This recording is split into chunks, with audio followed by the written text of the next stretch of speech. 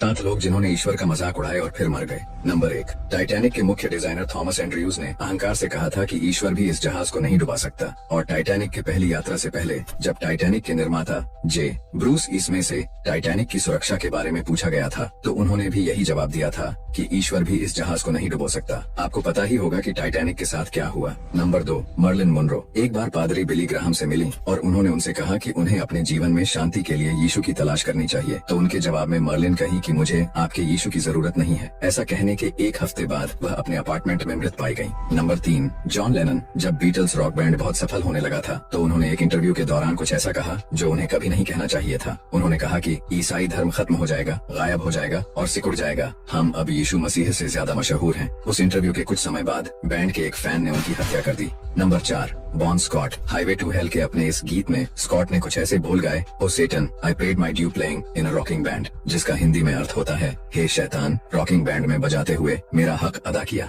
इस गाने के प्रकाशित के बाद 1980 में एक रात को उनकी मृत्यु हो गई। नंबर 5, कैजुजा एक फेमस ब्राजीलियन गायक जिसने अपने एक प्रदर्शन के दौरान सिगरेट पैकेट से एक कश लिया और हवा में धुआं उड़ाकर कथित तौर पर कहा कि ईश्वर यह आपके लिए है। उस घटना के बाद 32 वर्ष की आयु में फेफड़ों के कैंसर से उसकी मृत्यु हो गई। नंबर 6, स्टीफन हॉकिंग उन्होंने अपने एक किताब द ग्रैंड डिजाइन में लिखा है कि भौतिकी नियम में विशेष रूप से गुरुत्वाकर्षण किसी ईश्वर के आवश्यकता के बिना ब्रह्मांड शून्य से खुद को बना सकता है। और अपने जीवन काल में हॉकिंग ने ईश्वर को सिर्फ एक काल्पनिक चरित्र कहा। हम सभी जानते हैं कि उन्होंने कैसे मृत्यु देखी। नंबर 7, टैंक्रेडो नेवेस ब्राजील के एक राजनीतिक नेता उन्होंने अपने राष्ट्रपति अभियान के दौरान कथित तौर पर कहा कि अगर उन्हें अपनी पार्टी से 5 लाख वोट मिले तो ईश्वर भी उन्हें सत्ता से नहीं हटा सकते। वे चुनाव जीते लेकिन पदभार ग्रहण करने से ठीक पहले अचानक से उनकी मृत्यु हो गई। ये उन लोगों के नाम हैं जिन्होंने अपने जीवन काल में ईश्वर का मजाक उड़ाए और फिर मर गए। इसका मतलब यह नहीं है कि ईश्वर ने उन लोगों को मोड़ डाला। ऐसा हो सकता है कि शैतान ने यीशु से आपके विश्वास को नष्ट करने और विश्वासियों को सच्चाई से दूर ले जाने के लिए किया हो।